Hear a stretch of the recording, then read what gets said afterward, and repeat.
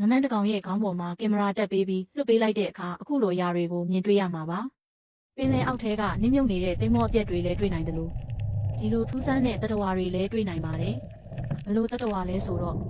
ဆွဲထားရတာပင်မလို့လွှတ်ချလိုက်ရင်လည်းနာကျင်ရတဲ့သူကကိုယ်တိုင်ဖြစ်နေတယ်ဆိုတဲ့တတဝါတွေရဲ့ဝကြွေးကြီးလိုက်ပုံများလူတန်းပေါင်းများစွာရှိတဲ့ကဘာမှာ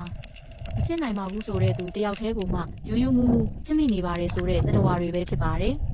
အဲ့လိုထူးဆန်းတဲ့တတဝါတွေကိုတင်တို့တငယ်ချင်းများတွေတွင်တွေ့ရနိုင်တယ်လို့တင်ကိုယ်တိုင်လည်းဖြစ်နေနိုင်ပါတယ်တင်တယောက်တည်းစိတ်ညစ်မခံပါနဲ့တင်တငယ်ချင်းတွေပါစိတ်ညစ်ရအောင်ဒီဗီဒီယိုကိုပို့ပေးလိုက်ပါ注定啊，地归是因归，那千下千夜那个小姐妹，没我啊就算没多美，没那路对个情我没你美，注定啊地归是因归，你把是算了木头变对美。